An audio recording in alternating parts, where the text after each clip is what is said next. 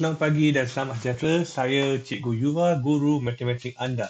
Okey, pada kelas yang lepas kita telah belajar untuk mengenal pasti nombor mengikut nilai tempat dan nilai digit, dan kita juga telah belajar untuk mencerahkinkan nombor mengikut nilai tempat dan nilai digit.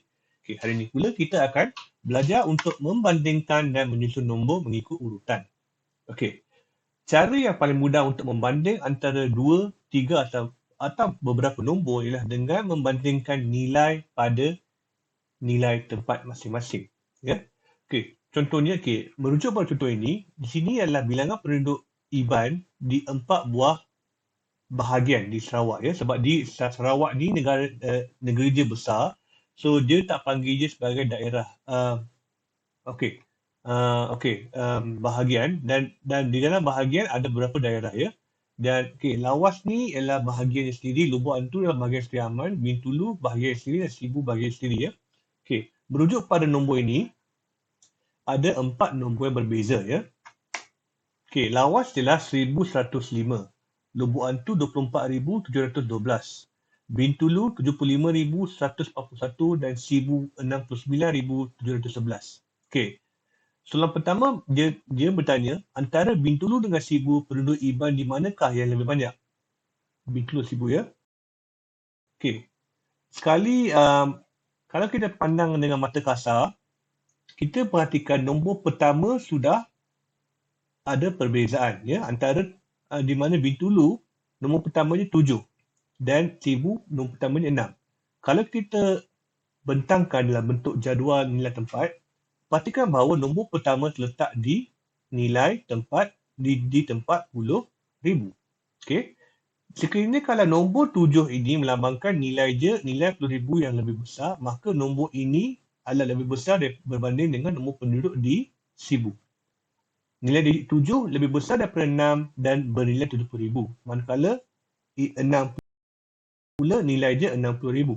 Maka dengan ini secara jelas mengatakan 75,141 adalah lebih besar daripada 69,711. Maka jawapan soalan ini ialah penduduk Iban lebih banyak di Bintulu. Seterusnya, kita akan cuba menyusun keempat-empat bilangan penduduk Iban dalam tertib menaik. Apa maksud tertib menaik? Tertib menaik ialah dari kecil ke besar. Ya, baik. Kita akan letakkan keempat-empat nombor di dalam jadual yang tepat, ya. Antara Lawas, Lubuk Antu, Bintulu dan Sibu, ya. Yang pertama, perhatikan bahawa bagi penduduk di Lawas tidak ada puluh ribu. Jadi secara automatiknya ini akan menjadi nombor yang terkecil, maka dalam urutan tertib menaik, nombor yang 1105 akan menjadi nombor pertama. Tetapi bagi penduduk Lubuk Antu, Bintulu dan Sibu ada nombor puluh ribu. Baik. Setelah kita meletakkan nombor 1105 di bahagian pertama, kita akan beralih kepada 3 daerah ini. Kita fokus kepada nombor puluh ribu. Perhatikan, bagi Lubuk Antu, nombor di puluh ribu ialah 2, di Bintulu 7 dan di Sibu 6. Dan kita bandingkan antara yang 3 ini, yang manakah paling kecil? Semestinya 2. Maka 24,712 akan menjadi nombor yang kedua selepas 1105. Sebab kenapa? Sebab nilai dia 20,000. Yang ketiga, selepas kita dah kira, ya, Lawas, Lubuk Antu kedua. Yang ketiga, agak-agak mana? Adakah Bintulu atau Sibu dahulu? Ingat dia, ini tertib menaik. Tertib menaik maksudnya kita susun nombor dari kecil ke besar. Ya? Kita perhatikan, ya.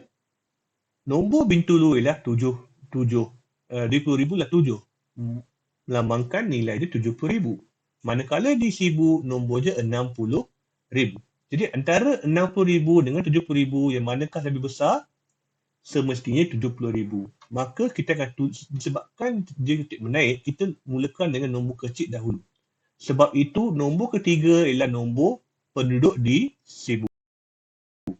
69,711. Dan paling besar paling besar ialah penduduk di Bintulu dengan 75,141. Maka kita akan buat tertib menaik begini ya. 1,105, 24,712, 69,711 dan 75,141. Baik. Kalau soalan minta kita susun 4 siri nombor yang sama ni, tertib menurun. Tertib menurun, apa maksud tertib menurun? Tertib menurun ialah kita mulakan dengan nombor paling besar dan kita akan beralih ke arah nombor yang paling kecil. Ya. So, kalau kita buat tertib menurun, kita cuma terbalikkan susunan ini sahaja. Kalau asalnya tertib menaik, 75,141 di paling belakang, bagi menurun, nombor ini akan pergi ke arah depan. Diikuti dengan 69,711, 24,712 dan 1,105 di hujung sekali. Dia adalah macam tertib menaik tapi diterbalikkan. Itu tertib menurun ya.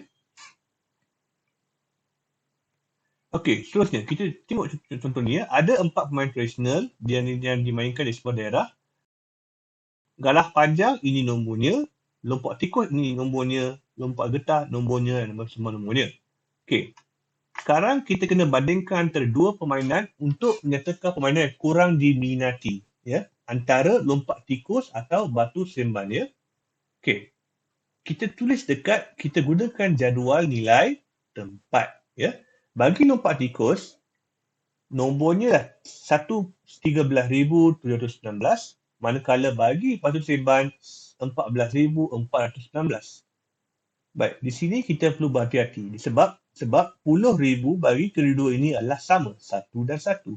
Tetapi bila kita beralih ke ribu, lompat tikus nilai ribu je 3.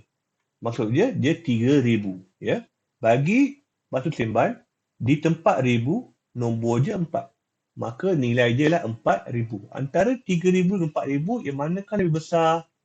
Semestinya 4,000. Jadi maka disebabkan 4,000 lebih besar daripada 3,000, maka permainan yang kurang kita anggap bahawa lompat tikus ni bilangan dia lebih kecil daripada batu seremban. Maka nombor ini iaitu 13,719 menunjukkan bahawa lompat tikus ini permainan yang kurang diminati. Okey, tertib menurun saya sudah terangkan, cikgu sudah terangkan tadi ya. Ini je. Bagaimana jika anda diberi satu siri tertib menaik tetapi ada nombor yang hilang di pertengahan? Okey. Kita perhatikannya 40,298, 52,123, K dan 59,000. Baik, kita perlu faham. Bagi soalan begini, kita kena memastikan bahawa nombor K ini adalah nombor itu mesti lebih daripada 52,173. Tetapi pada masa yang sama, nombor ini juga perlu kurang daripada 59,000. Ya. Jadi kita diberi 3 nombor oleh 3 kad nombor dipegang oleh Ray, Kim dan Rina. Kita perhatikan ya. Ray memegang nombor 52,171. Adakah ini nilai K yang mungkin? Bandingkan dengan nombor ni. Cikgu dah cakap tadi ya. Nombor K mesti lebih besar dari ini. Tetapi bandingkan dengan SAR. SAR di sinilah 1. Ini 3. Maka nombor ini lebih kecil daripada nombor 52,173. Maka kita tidak boleh mengambil nombor ini. Ya, nombor Ray. Maaf ya Ray, sebab kita tak mengambil nombor anda. Okay, seterusnya. Bagi Kim, kita perhatikannya 54,000. Bandingkan dengan nombor ni, ribu je 2 saja. Maka ini lebih besar. Kita boleh ambil nombor Kim dan letak ni sebagai K 54,001. Okey. Kita tengok Rina pula. Nombor Rina ialah 58,145.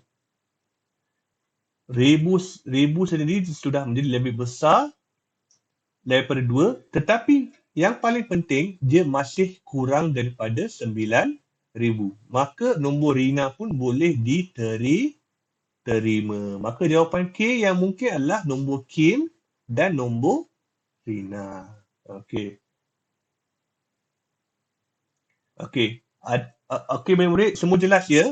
Kalau semua jelas ya pasal banding dan susun nombor ya. Anda sudah belajar menyusun nombor tertib menaik, tertib menurun dan membanding antara dua nombor, dan serta anda juga telah belajar untuk menyambung nombor ikut susunan, dan paling penting uh, menganggar nombor di antara yang hilang di pertengahan sesebuah sisi siri nombor. Okey. Kalau semua jelas, cikgu akan berikan latihan ini dalam kumpulan WhatsApp kelas masing-masing. Okey, selamat mencuba. Goodbye. Bye-bye.